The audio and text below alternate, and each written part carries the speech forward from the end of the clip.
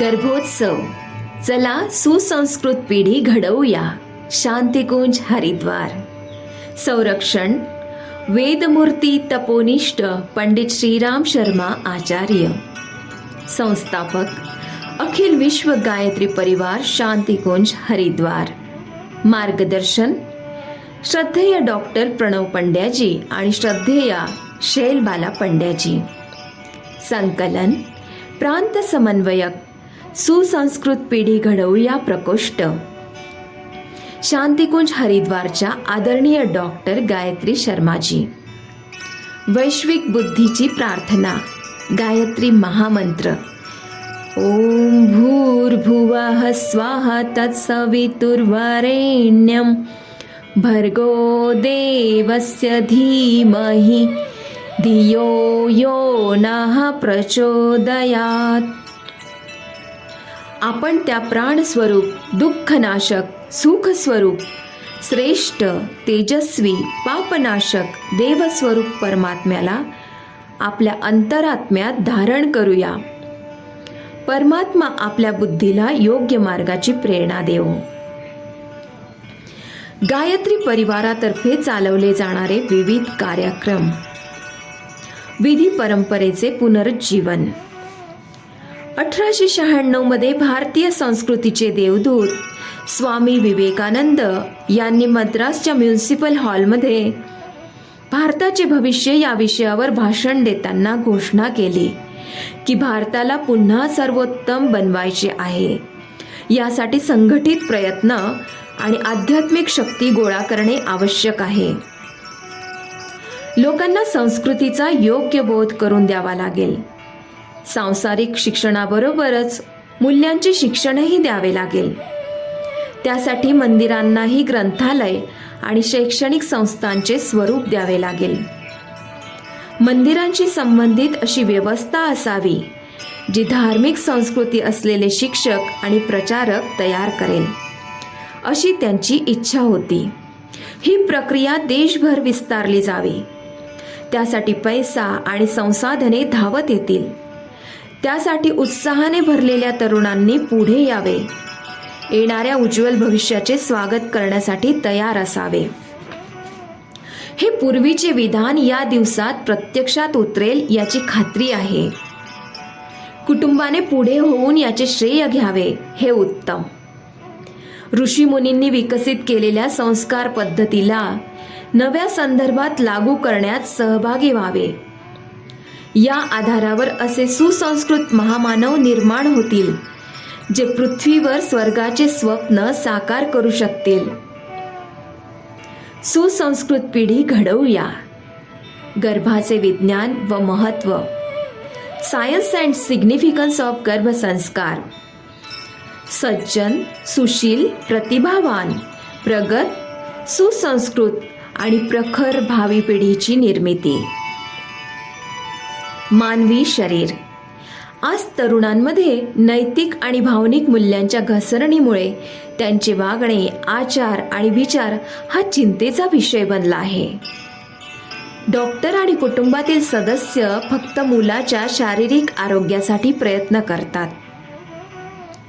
जागतिक आरोग्य संघटना WHO ने आरोग्याची व्याख्या करताना म्हटले आहे की माणसाच्या सर्वांगीण विकासासाठी केवळ शारीरिक आरोग्यच नाही तर मानसिक, सामाजिक आणि आध्यात्मिक आरोग्यही खूप महत्त्वाचे आहे. गर्भसंस्काराने महामानवांचे निर्माण. आजच्या सर्व समस्या, मग त्या वैयक्तिक, कौटुंबिक, सामाजिक, राष्ट्रीय किंवा आंतरराष्ट्रीय असोत, परमपूज्य गुरुदेव सत्तेने या सगळ्यांचे एकच कारण सांगितले आहे की आज भौतिक साधन संपत्ती असणारे लोक खूप वाढले आहेत, परंतु ज्यांचे विचार उत्कृष्ट आहेत, ज्यांचे चारित्र्य आदर्शवादी आणि प्रामाणिक आहे, ज्यांचे वर्तन सभ्यता, प्रेम, आपुलकीचे आहे, करुणा, औदार्य, सहकार आणि सहकार्याची वृत्ती आहे, जे इतरांच्या उन्नतीसाठी आपला वेळ, संसाधने आणि प्रतिभा वापरतील, अशा महामानवांची कमतरता आहे. त्यामुळे जागतिक समस्यांच्या निराकरणासाठी महामानवांचे निर्माण ही आजच्या काळाची सर्वात मोठी गरज आहे. हा या काळातील धर्म आहे. गर्भसंस्काराने या महान मानवांचे निर्माण 100% शक्य आहे. हे केवळ ऋषी मुनींचेच नाही तर आजच्या वैज्ञानिकांचेही मत आहे. गर्भोत्सव संस्कार वोम सेरेमनी. यामुळे गर्भातूनच बालकांमध्ये मोठेपणाचे गुण विकसित होतात. यासाठी गर्भोत्सव संस्काराच्या वैज्ञानिक प्रतिपादनाद्वारे जनजागरूकता कार्यक्रम शांतिकुंज हरिद्वार येथून श्रद्धेय डॉक्टर प्रणव पंड्याजी व श्रद्धेया जीजी यांच्या मार्गदर्शनाखाली चालवला जात आहे. गर्भोत्सव संस्काराचा उद्देश गर्भाच्या स्थूल, सूक्ष्म आणि कारण शरीराचे शुद्धीकरण. गर्भोत्सव संस्काराचे ध्येय भावी पिढी घडवणे, जी शारीरिकदृष्ट्या निरोगी, मानसिकदृष्ट्या संतुलित आणि हुशार आणि भावनिकदृष्ट्या सक्षम, प्रखर, प्रतिभावान, सभ्य, सुसंस्कृत, सद्गुणी आणि प्रगत असेल. संस्कार चेतना, प्रकृती व अध्यात्माचे शास्त्रज्ञ असलेले आपल्या प्राचीन गुरूंनी सांगितले आहे की आत्म्याबरोबर मागील जन्मांचे चांगले आणि वाईट अनुवंशिक ठसे चेतनेबरोबर येतात. त्यांनी दृक्श्राव्य आणि स्वयंसूचक मानवी चेतनेच्या सूक्ष्म स्तरावर परिणाम करणारे 16 आध्यात्मिक उपाय काढले. या आध्यात्मिक उपायांना त्यांनी संस्कार असे नाव दिले. हे संस्कार माणसाच्या जीवनातील महत्त्वाच्या टप्प्यांवर केले जातात, ज्याचा त्याच्या मानसशास्त्रावर आणि अंतःस्रावी प्रणालीवर विशेष प्रभाव पडतो. अनुवांशिक आणि अवचेतन मनावर साचलेल्या वाईट संस्कारांची सफाई करून आंतरिक मनाला चांगल्या संस्कारांनी उजळून टाकण्याचे काम करतात. हे धर्माने लोकशिक्षण आहे. वारंवार केलेले विचार आणि भावना मज्जातंतूंच्या मार्गावर जवळजवळ कायमचे ठसे सोडतात. यालाच संस्कार म्हणतात. गर्भोत्सव संस्कार ही प्रजनन विज्ञानाची सामाजिक, मानसिक आणि आध्यात्मिक शिकवण आहे, ज्यामध्ये गरोदर मातेला तिचा आहार, जीवनशैली आणि दैनंदिन दिनचर्या पद्धतशीर व आरोग्यदायी बनवण्यासाठी आणि वातावरण आनंदी, सभ्य, आस्तिक आणि मैत्रीपूर्ण बनवण्यासाठी माहिती दिली जाते. हा एक छोटासा विधी आहे आणि कुटुंबासमोर संकल्प करण्याचा उत्सव आहे, ज्यामध्ये गर्भवती आई, पती आणि कुटुंबातील सदस्यांचे लक्ष गर्भात वाढणाऱ्या मुलाच्या शारीरिक, मानसिक, भावनिक आणि आध्यात्मिक आरोग्याकडे वेधले जाते. गर्भातील बाळाच्या अचेतन मनाचा हा एक सूक्ष्म उपचार आहे. गर्भोत्सव कार्यक्रमाची रूपरेषा अखिल विश्व गायत्री परिवार शांतिकुंज हरिद्वार यांच्यातर्फे 3 स्तरावर गर्भोत्सव कार्यक्रम राबवण्यात येत आहे. गर्भसंस्काराचे विज्ञान व महत्त्व यांचा जनजागृती कार्यक्रम, गर्भोत्सव संस्कार व गरोदर माता आणि कार्यकर्त्यांचे प्रशिक्षण. जवळपास सर्वच धर्मात गर्भोत्सव विविध रूपात ओळखला जातो. जवळजवळ सर्वजण हा एक सामाजिक कार्य म्हणून भेटवस्तू इत्यादी देऊन साजरा करतात, ज्यामुळे आई आणि गर्भातील बाळाला भौतिक लाभ प्राप्त होतात. आई निर्माता भवती. आई ही मुलाची निर्माती असते. ती आपले विचार, भावना, आहार आणि वातावरण चांगले ठेवून तिच्या मनासारखे मूल प्राप्त करू शकते. जसे राणी मदालसेने 3 मुलांना ब्रह्मज्ञानी बनवले आणि राजाच्या विनंतीवरून 4थ्याला कुशल राज्यकर्ता बनवले. जिजाबाईने शिवाजींना घडवले. अभिमन्यू आपल्या आईच्या उदरात चक्रव्यूह तोडण्यास शिकला. अर्जुनाने तिला चक्रव्यूह तोडण्याची पद्धत सांगितली होती. ती ऐकताना सुभद्रा झोपी गेली. त्यामुळे चक्रव्यूहातून बाहेर कसे यायचे हे अभिमन्यूला शिकता आले नाही, ज्यामुळे त्याला युद्धात आपल्या प्राणांची आहुती द्यावी लागली. परंतु आज सर्व सुभद्रा आणि सर्व अर्जुन झोपलेले आहेत. येणाऱ्या मुलांप्रती आपल्या जबाबदारीची जाणीव त्यांना नाही. हे हजारो वर्षांच्या अज्ञान आणि अंधकारमय युगाचे फळ आहे. त्याच ज्ञानाच्या पुनर्जागरणासाठी आता शांतिकुंज येथून या उपक्रमाची सुरुवात करण्यात आली आहे. या परिकथा नाहीत. केम्ब्रिज युनिव्हर्सिटीच्या डॉक्टर रुपर्ट शेल्ड्रेक यांनी मांडलेल्या फॉर्मेटिव्ह कॉजिशनच्या सिद्धांतानुसार गर्भधारणेच्या वेळी आईचे विचार, भावना, आहार आणि कौटुंबिक सामाजिक वातावरणाद्वारे एक मेटाफिजिकल मॉर्फोजेनेटिक शक्ती सक्रिय होते, ज्यामुळे भावी बालकांची 80% व्यक्तिमत्वाची आधारशिला घडते. आतापर्यंत आपल्याला माहीत होते की आपल्या जीन्सद्वारे आपल्याला आपल्या पालकांकडून किंवा पूर्वजांकडून अनुवांशिकतेने मिळालेले गुण हेच आपली नियती ठरेल. परंतु एपिजेनेटिक्स बायोसायन्सची एक नवीन शाखा सूचित करते की एपिजिनेस जनुकाच्या शीर्षस्थानी आहे, जे पर्यावरण, आईचे विचार, आहार, दिनचर्या आणि भावना याबद्दल संवेदनशील असतात आणि ती जीन्सचे कोडिंग चालू आणि बंद करते.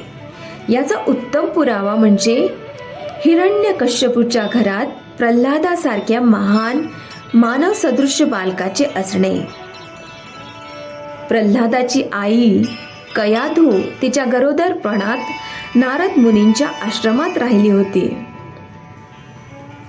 Genomic imprinting. गर्भधारणेच्या काही महिन्यांपूर्वी पालक मुलांचे अनुवांशिक अभियंता म्हणून काम करतात. जिनोमिक इम्प्रिंटिंग प्रक्रिया गेमेटोजेनेसिस दरम्यान गर्भधारणेच्या काही महिन्यांपूर्वी सुरू होते. जिनोमिक इम्प्रिंटिंग ही एक एपिजेनेटिक घटना आहे जी जीन्सची अभिव्यक्ती निर्धारित करते आणि तो त्यांच्या विचार, भावना, आहार, वातावरण, दिनक्रम इत्यादीने प्रभावित होत असतो, ज्याचा मुलाच्या व्यक्तिमत्वावर कायमस्वरूपी परिणाम होतो आणि तो पुढच्या पिढीत जातो. विचार आणि भावना. आईचे चांगले आणि वाईट विचार आणि भावना सकारात्मक आणि नकारात्मक हार्मोन्स बाहेर आणतात.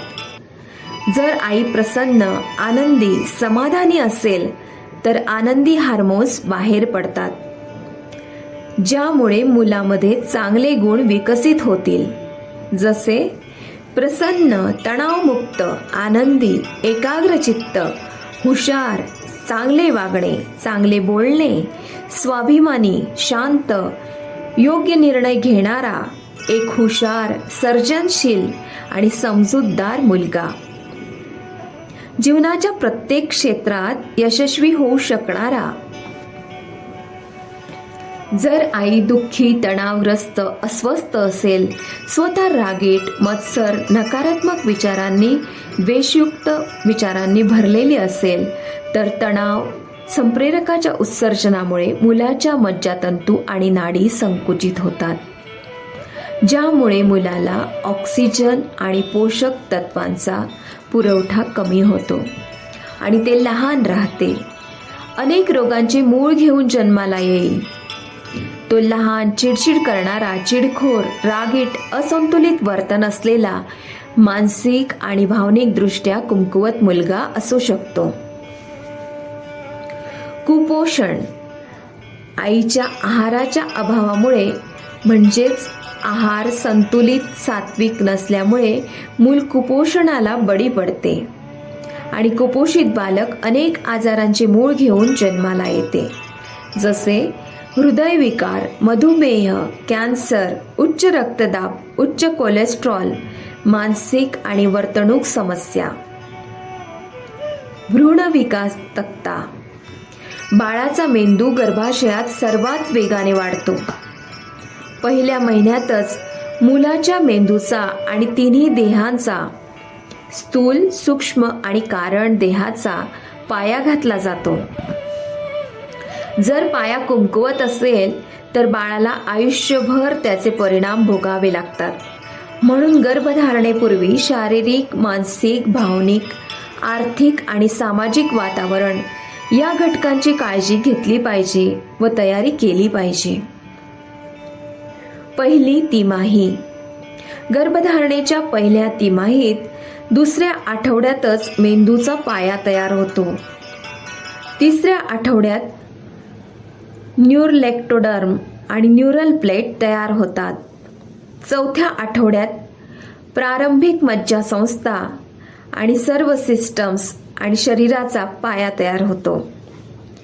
दुसरा त्रैमासिक 16 आठवडे. गरोदरपणाच्या 16व्या आठवड्यात मुलाच्या मेंदूच्या पेशींची वाढ 2,50,000 प्रति मिनिट या वेगाने होते. आता मुलाचे ऐकणे, वास घेणे, चव घेणे सुरू होते.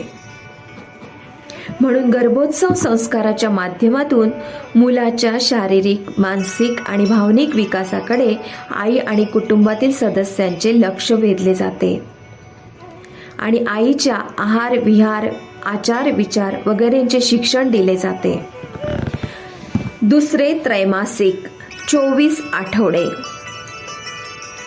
गरोदरपणाच्या 7व्या महिन्यात मुलाच्या मेंदूमध्ये भावनांचे केंद्र तयार होते.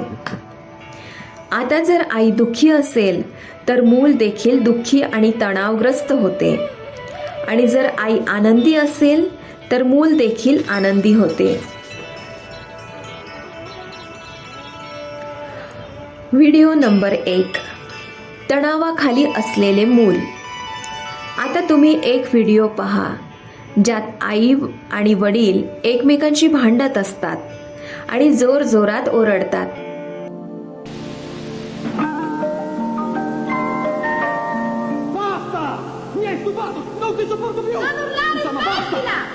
Quando un bambino nasce.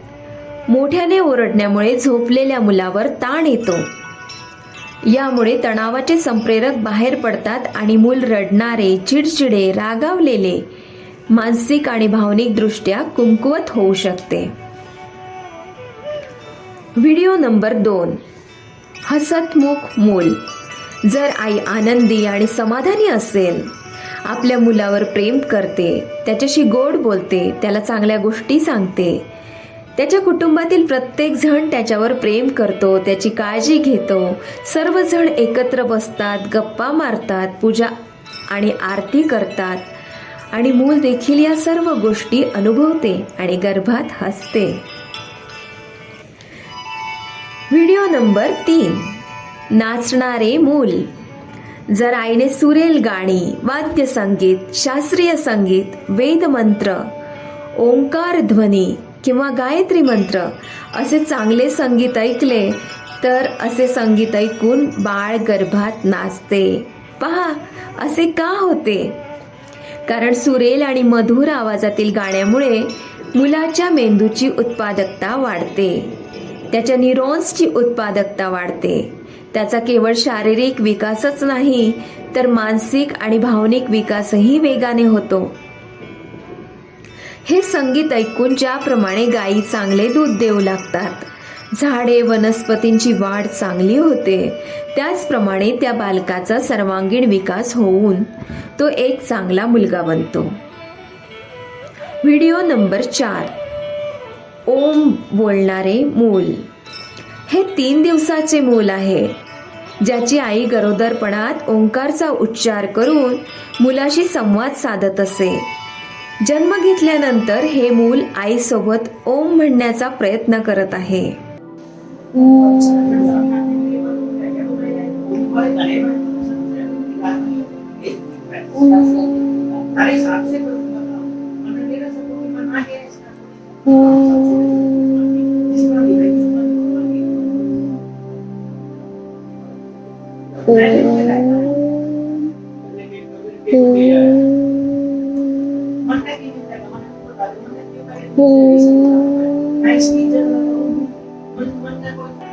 Video number 5. संगीताचा प्रभाव.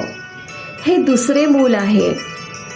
गरोदरपणात जेव्हा त्याची आई काही कारणाने तणावात असायची तेव्हा ती गाणी ऐकायची. याचा परिणाम त्या मुलीच्या जन्मानंतर दिसून आला. मूल जेव्हा रडू लागे तेव्हा त्याची आई तेच संगीत वाजवत असे. मग मूल गप्प बसत असे आणि लक्षपूर्वक ऐकू लागे.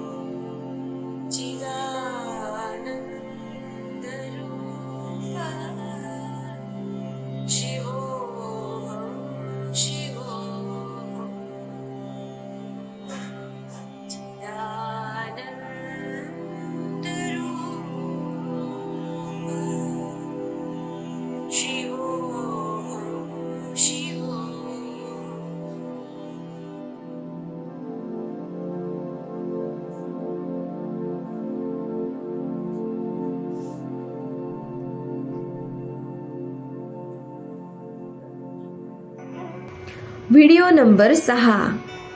गायत्री मंत्राचा प्रभाव. हे मूल पोटात असताना त्याची आई जेवताना मंत्राचा उच्चार करून मुलाशी संवाद साधत असे. ती गर्भातील बाळाला सांगायची की खाण्याने फक्त शरीरच नाही तर मनही तयार होतं.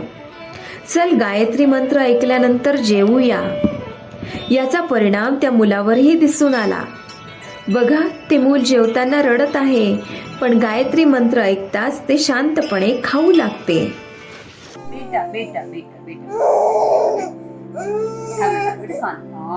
ओम भूर्भुवः स्वः तत्सवितुर्वरेण्यं भर्गो देवस्य धीमहि धियो यो नः प्रचोदयात्. ओम भूर्भुवः स्वः तत्सवितुर्वरेण्यं भर्गो देवस्य धीमहि धियो यो नः प्रचोदयात्. ॐ भूर्भुवः स्वः तत्सवितुर्वरेण्यं भर्गो देवस्य धीमहि धियो यो नः प्रचोदयात्. स्वः तत्सवितुर्वरेण्यं भर्गो देवस्य धीमहि धियो यो नः प्रचोदयात्. भूर्भुवः स्वः व्हिडिओ नंबर 7. गीता पठण करणारे मूल. हे दुसरे मूल आहे. जेव्हा तो गर्भात होता तेव्हा त्याचे आईवडील गर्भावर हात ठेवून गीतेचे पठण करत. आणि बघा, तो अजून 2 वर्षांचा पूर्ण झालेला नाही आणि तो गीतेचे श्लोक अतिशय मन लावून आणि स्पष्टपणे बोलत आहे. धर्मक्षेत्रे कुरुक्षेत्रे समवेतायुषवा मम कपांडाचेवो किम कुलुवच्छोज्य. हे चित्र बघा. नुकत्याच जन्मलेल्या मुलावर संवादाचा प्रभाव. या मुलाचा नुकताच जन्म झाला आहे. नर्सने मुलाला त्याच्या वडिलांकडे सोपवताच वडील प्रेमाने काहीतरी म्हणाले आणि म्हणून मूल हसत आहे आणि वडिलांकडे पाहत आहे. तिसरी तिमाही. 8व्या महिन्यात मुलाच्या मेंदूतील स्मृती आणि शिकण्याचे केंद्र बनते. गर्भाशयात मूल दररोज आईकडून 5000 शब्द शिकते. या व्यतिरिक्त पती, भाऊ, बहीण आणि कुटुंबातील इतर सदस्यांकडूनही शिकते. म्हणून चांगल्या गोष्टींचे एक्सपोजर मुलाला दररोज सकाळपासून रात्रीपर्यंत किमान 4-5 तास आवश्यक आहे. तिसरी तिमाही. गरोदरपणाच्या 9व्या महिन्यात बाळामध्ये अनेक भाषा शिकण्याची क्षमता असते. तिसरी तिमाही 36 आठवडे. गर्भावस्थेच्या 36व्या आठवड्यात मेंदूचा आकार वाढतो आणि तो विविध सूचना गोळा करू लागतो. बौद्धिक बुद्धिमत्ता, भावनिक बुद्धिमत्ता आणि आध्यात्मिक बुद्धिमत्ता. मुलाच्या बौद्धिक बुद्धिमत्तेचा म्हणजे IQ, भावनिक बुद्धिमत्ता EQ आणि आध्यात्मिक आणि सामाजिक बुद्धिमत्ता SQ यांचा पाया आईच्या पोटातच तयार होतो, जो आईच्या विचारांवर आणि भावनांवर अवलंबून असतो आणि मुलाचे व्यक्तिमत्व घडवतो. IQ म्हणजे मुलं शाळेत किती यशस्वी आहे. EQ म्हणजे तो त्याच्या आयुष्यात किती यशस्वी आहे. आणि SQ म्हणजे प्रेम, करुणा, आपुलकी, औदार्य, सहयोग आणि सहकार्य यासारख्या आध्यात्मिक गुणांचा विकास. सामाजिक बुद्धिमत्ता म्हणजे घरात आणि बाहेर वागण्याची क्षमता. मुलामध्ये चांगल्या सवयी लावण्याचा सर्वोत्तम काळ म्हणजे गर्भधारणेच्या पहिल्या दिवसापासून ते वयाच्या 5व्या वर्षापर्यंत. मुलाच्या प्रोग्रॅमिंगसाठी ही योग्य वेळ आहे. एकाधिक बहुविध बुद्धिमत्ता मल्टिपल इंटेलिजन्स. गर्भावस्थेदरम्यान आईने अंगीकारलेली आदर्श दिनचर्या व सकारात्मक आणि सर्जनशील क्रिया गर्भाच्या बहुविध बुद्धिमत्तेच्या विकासासाठी उपयुक्त ठरतात. मानवी मेंदूचा उजवा आणि डावा गोलार्ध त्याच्या सर्वांगीण विकासात महत्त्वाची भूमिका बजावतो. मेंदूचा उजवा गोलार्ध कलात्मक आणि सर्जनशील बुद्धिमत्ता विकसित करतो. आपल्या भावनांवर नियंत्रण ठेवणे, इतरांच्या भावना समजून घेणे, आव्हानांना सामोरे जाणे, आत्मविश्वास, स्वाभिमानी असणे हे सर्व गुण मेंदूच्या उजव्या गोलार्धाशी संबंधित आहेत. मेंदूचा डावा गोलार्ध गणितीय ज्ञान, भाषा ज्ञान, तार्किक शक्ती विकसित करतो. मेंदूचा हा भाग निर्णय क्षमता, समस्या सोडवण्याची क्षमता, इच्छाशक्ती, शिकण्याची क्षमता, जागरूकता यासारख्या गुणांच्या विकासावर नियंत्रण ठेवतो. गर्भावस्थेदरम्यान आईने केलेल्या सकारात्मक आणि सर्जनशील क्रियांमुळे मेंदूचे दोन्ही गोलार्ध सक्रिय होतात आणि मुलामध्ये जागतिक बुद्धिमत्ता विकसित होण्यास मदत होते. गर्भस्थ बाळाची इच्छा. बाळाला त्याच्या आईकडून काही अपेक्षा असतात. ते म्हणते, आई माझा मेंदू अजून वाढत आहे, कृपया माझ्यावर प्रेम कर, माझे रक्षण कर, मला चांगली पुस्तके वाचून दाखव, चांगले संगीत ऐकव, मला चांगल्या कथा सांग, पौष्टिक अन्न खा, आनंदी राहा, ज्यामुळे मी एक यशस्वी आनंदी व्यक्ती बनू शकेन. आईची कर्तव्ये. जर तुम्हाला हुशार, प्रखर, प्रतिभाशाली, सभ्य, सुसंस्कृत, शालीन, सद्गुण संपन्न मूल हवे असेल तर आई वडील आणि कुटुंबातील सदस्यांनी किमान या 9 महिन्यांपर्यंत काही अत्यावश्यक गोष्टीचे पालन केले पाहिजे. यातील सर्वात महत्त्वाचे म्हणजे आईची कर्तव्ये. नियमित आणि निरोगी दिनचर्येचे अनुसरण करणे. दररोज नियमित योगासन, जप, ध्यान आणि प्राणायाम करणे. रामायण, गीता, बायबल, कुराण शरीफ, गुरुग्रंथ साहिब इत्यादी सारख्या तुमच्या धार्मिक पुस्तकांचे दररोज नियमित पठण करणे. मुलांमध्ये चांगले गुण विकसित होण्यासाठी आईने मुलाशी किमान 4 तास नियमित बोलले पाहिजे. हे सकाळपासून संध्याकाळपर्यंत करावे. सकाळी तुम्ही उठल्यावर त्याला जागे करा, मुलाशी संवाद साधा, त्याला म्हणा की चला आता एक चांगले संगीत ऐकूया आणि संगीताच्या माध्यमातून आपण परमेश्वराला प्रार्थना करूया की या जगात ज्या उद्देशाने आलो आहोत त्या कर्तव्याचे पालन करता येऊ दे.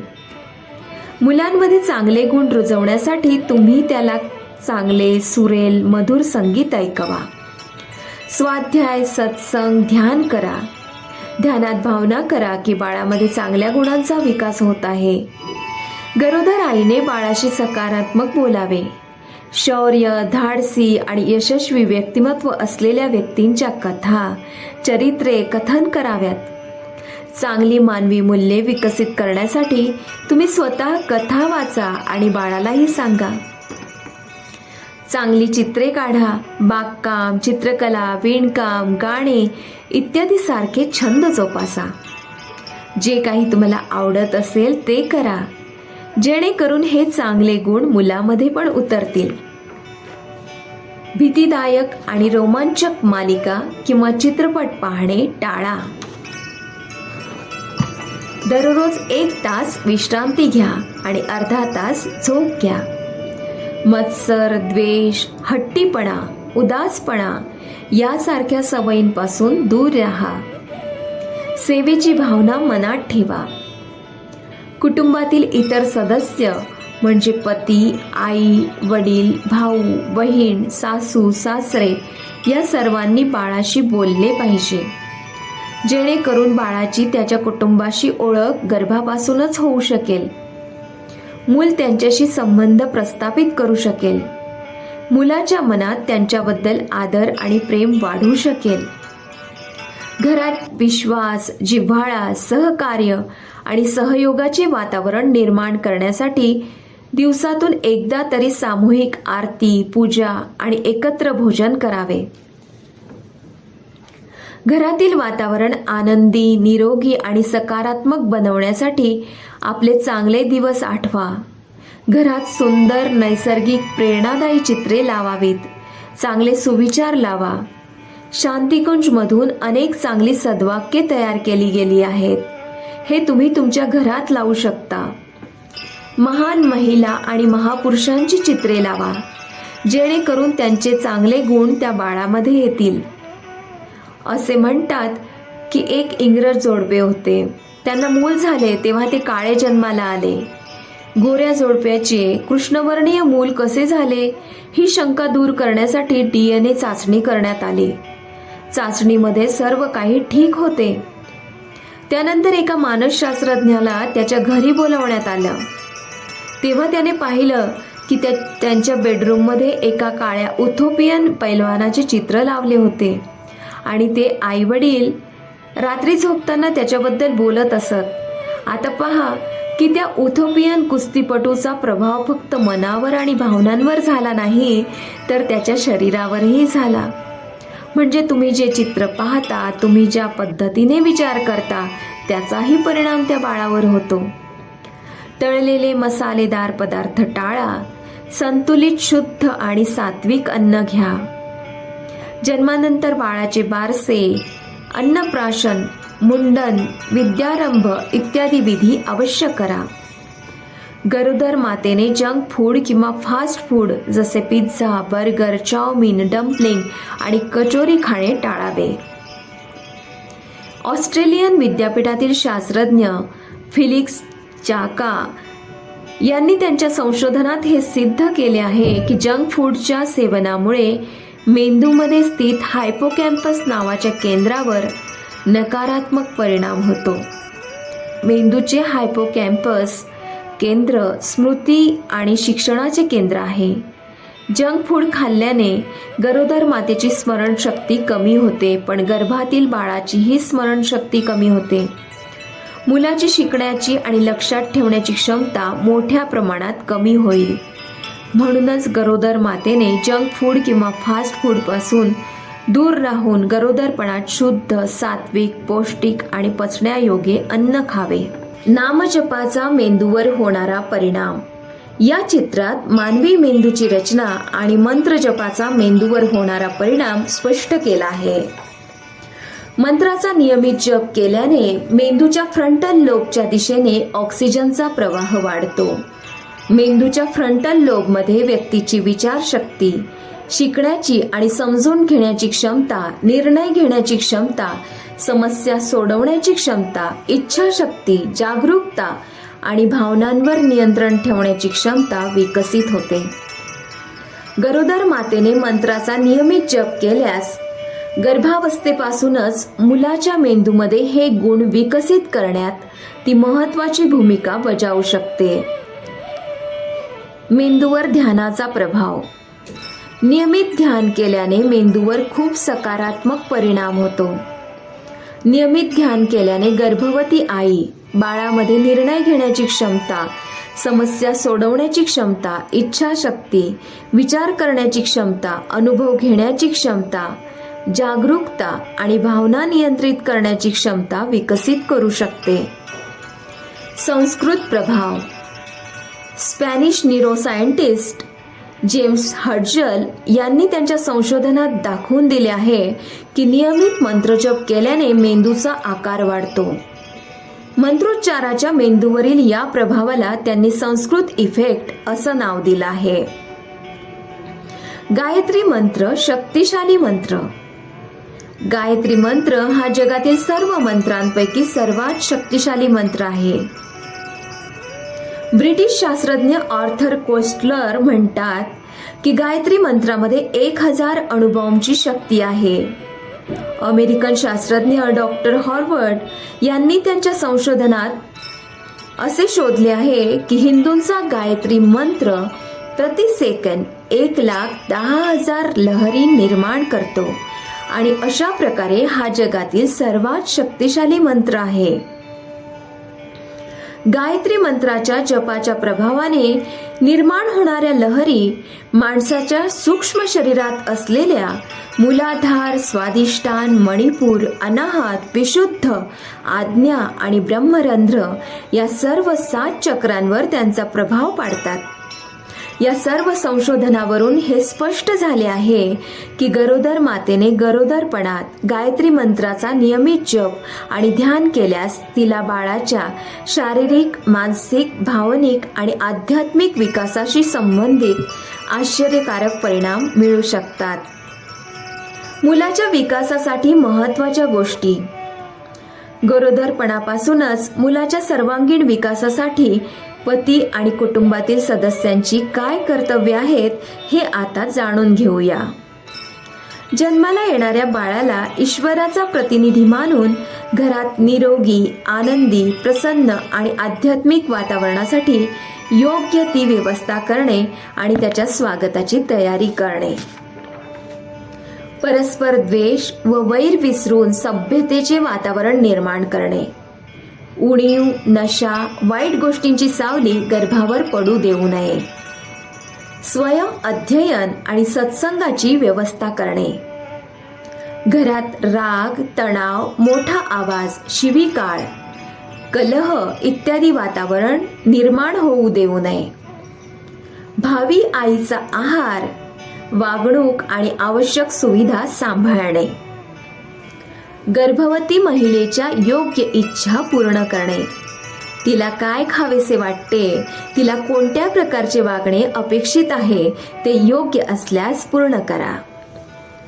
रेडिएशनचे दुष्परिणाम. आता आपण अशा काही कारणांबद्दल चर्चा करणार आहोत जी बाळाच्या विकासासाठी अत्यंत हानिकारक ठरू शकते.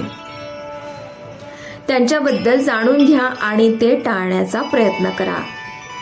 या कारणांपैकी प्रमुख कारण म्हणजे मोबाईल फोन, लॅपटॉप, वायफाय इत्यादींच्या अतिवापरामुळे निर्माण होणारी हानिकारक किरणे. वैज्ञानिक संशोधनातून असे दिसून आले आहे की प्रौढ व्यक्तीच्या कवटीमध्ये रेडिएशनचा प्रवेश 25% आणि 10 वर्षाच्या मुलामध्ये 50% असतो, परंतु 5 वर्षे आणि त्यापेक्षा कमी वयाच्या मुलामध्ये हेच प्रमाण 75% असते. गरोदर मातेमध्ये हे रेडिएशन प्लॅसेंटल बॅरियर पार करते आणि बाळाला हानी पोहोचवते आणि कर्करोगाचा धोका निर्माण करते. मानसिक विकास कमी किंवा विकृत होणे, मानसिकरित्या कमकुवत होणे आणि कर्करोगाची शक्यता वाढते. थकवा, चिंता आणि झोप, स्मरणशक्ती कमी होणे हे आईवर होणारे इतर परिणाम आहेत. जर्म सेलमधील बदलांमुळे हानिकारक रेडिएशन मुळे पुढील पिढीला देखील हानी पोहोचू शकते. या हानिकारक किरणांमुळे आईच्या मायटोकॉन्ड्रियल मधील जनुकांचा क्रम बदलून बाळाच्या DNA वर परिणाम करून जन्मजात डिजनरेटिव्ह आजार निर्माण होतो. सेल फोनच्या अतिवापराचा वीर्य गुणवत्तेवर अत्यंत नकारात्मक परिणाम होतो, जसे की त्याचे प्रमाण, वेग, संख्या आणि शुक्राणूंची घनता कमी होणे आणि DNAचे नुकसान होणे. पॅन्टच्या खिशात किंवा बेल्टमध्ये मोबाईल फोन ठेवल्याने शुक्राणूंची गतिशीलता 11% ते 19% कमी होऊ शकते. वायफाय एक्सपोजरमुळे 9% शुक्राणूंच्या DNAचे नुकसान होते आणि 25% पोहणे थांबवतात. गर्भावर घातक परिणाम. गर्भावर घातक परिणाम करणारे इतर घटक म्हणजे दारू, धूम्रपान आणि चहा, कॉफीचे अतिसेवन. अल्कोहोलचे सेवन केल्याने बाळामध्ये कमी वजन, अकाली जन्म, गर्भपात, मृत जन्म, जन्मजात हृदय, हाडे, किडनी, डोळे आणि कानांच्या समस्या उद्भवू शकतात. गरोदरपणात अल्कोहोलचे जास्त सेवन केल्याने गर्भातील बाळाला अल्कोहोल सिंड्रोम होऊ शकतो. अशी स्थिती ज्यामध्ये चेहरा आणि मेंदूचा विकास खुंटतो आणि शरीर विकृत होते.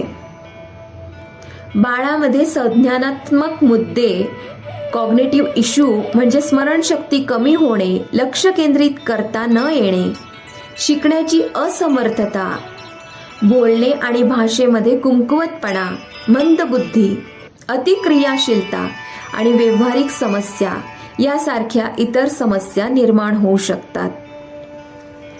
चहा आणि कॉफीच्या अतिसेवनाने गर्भपात होण्याचा धोका वाढतो आणि बाळाचे वजन कमी होऊ शकते. जास्त धूम्रपान केल्याने गर्भधारणा होण्यास विलंब होतो. वंध्यत्व, गर्भपात, मृत जन्म, अकाली जन्म, इक्टोपिक प्रेग्नन्सीची समस्या वाढू शकते.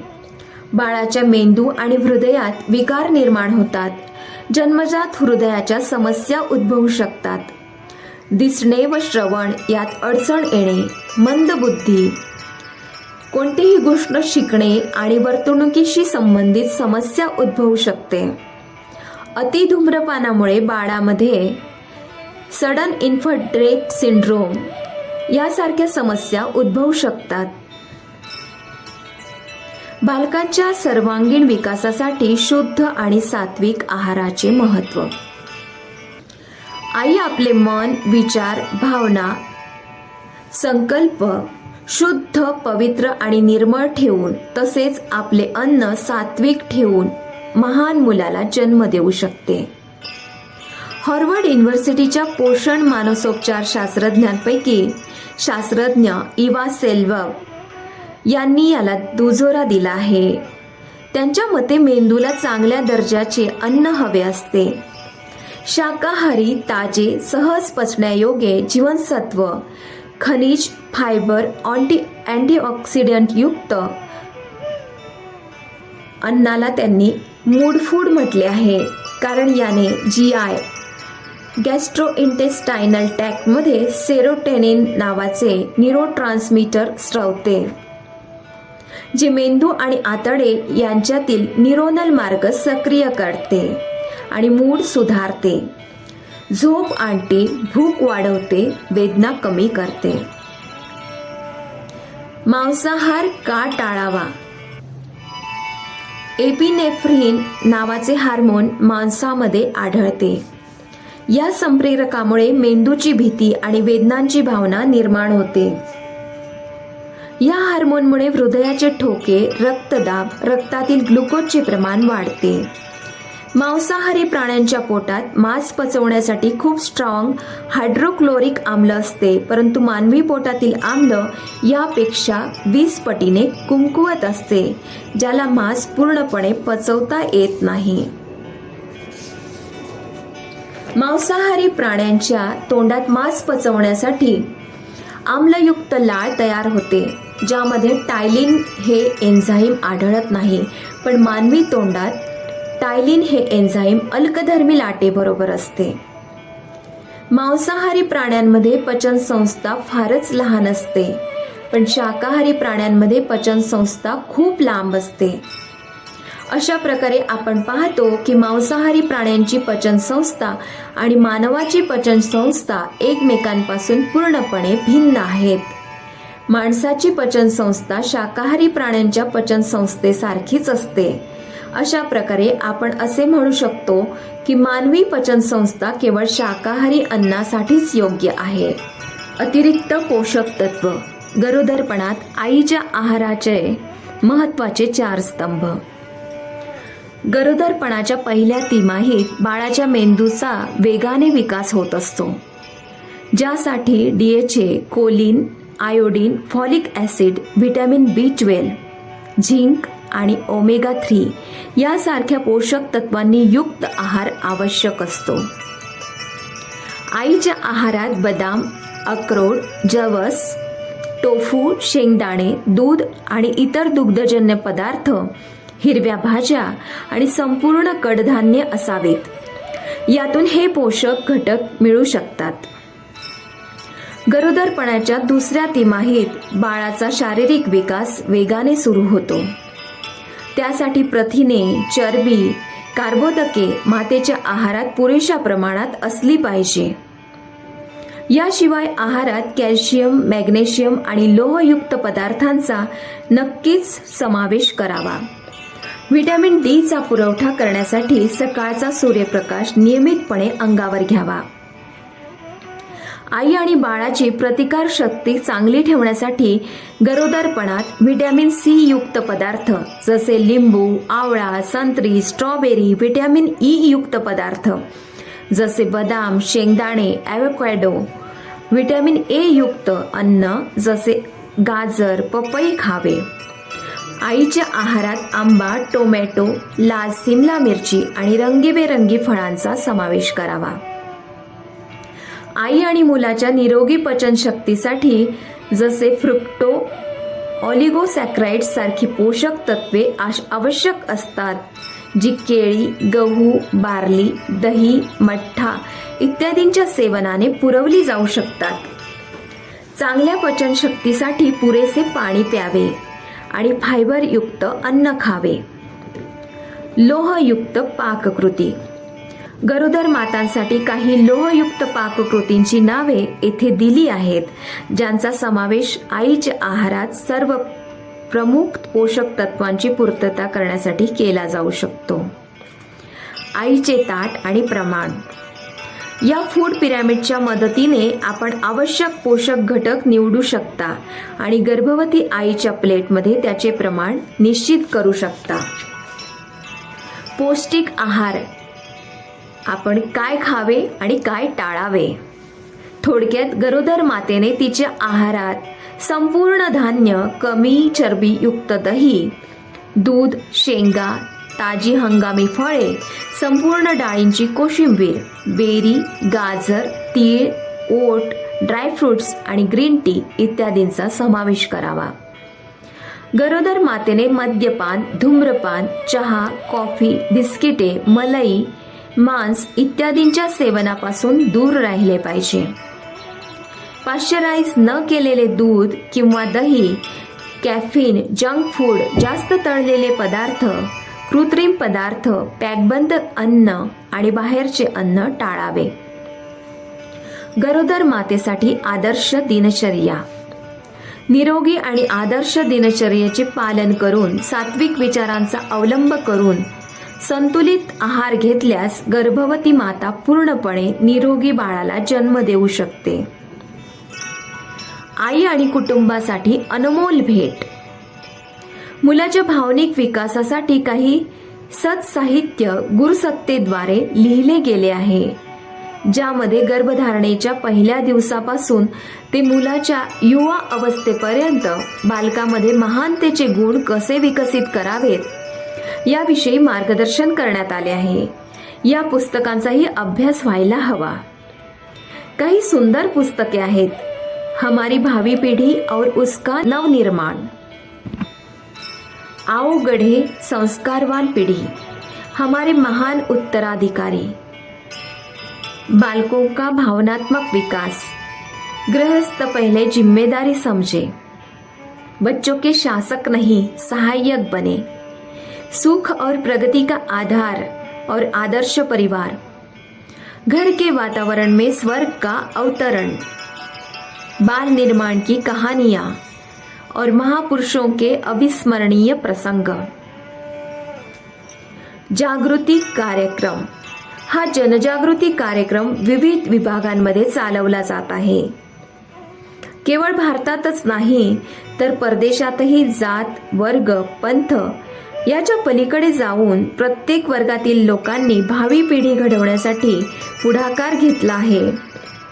या प्रकल्पाला डॉक्टरांच्या संघटना आणि राष्ट्रीय परिषदांमध्ये तसेच वैद्यकीय महाविद्यालयांमध्येही मान्यता मिळत आहे. खेड्यापाड्यात शाळा महाविद्यालयांमध्ये मुला-मुलींमध्ये भावी पिढीच्या नवनिर्मितीची जबाबदारीची जाणीव यशस्वीपणे रुजवली जात आहे. देशातच नाही तर परदेशातही गायत्री परिवारातील सदस्य आपले श्रम, साधन आणि प्रतिभा भावी पिढी निर्माण करण्यासाठी खर्ची घालत आहे. गर्भ समारंभ समापन. ओम सेरेमनी कन्क्लुजन.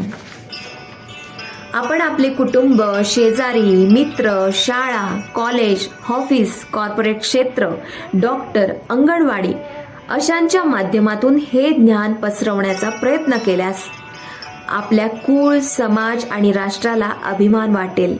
अशी भावी पिढी घडवली तर मग या पृथ्वीवर 33 कोटीहून अधिक देव माणसे पुन्हा अवश्य उदयास येतील. पुन्हा या पृथ्वीवर एक नाही, दोन नाही, हजार नाही तर लाखो राम, कृष्ण, गौतम, ईसा, मोहम्मद, राणा, शिवाजी, लक्ष्मीबाई, सीता, सावित्री आणि मदलसा अवतरतील. भारत पुन्हा जगद्गुरु, सुवर्ण पक्षी आणि चक्रवर्ती सम्राट होईल. युगाच्या निर्मितीतील तुमची भूमिका तुम्हाला सन्मान, दैवी अनुग्रह व आत्मसंतोष देईल. जे श्रीरामांच्या सैन्यात माकडे, गिधाडी, खारी, हनुमान, सुग्रीव आणि श्रीकृष्णांचे गुराखी पोरांना मिळाले होते ते तुम्हाला मिळेल. तुमचे आयुष्यच नाही तर तुमच्या नंतरच्या 10 पिढ्यांचे आयुष्य धन्य होईल. धन्यवाद.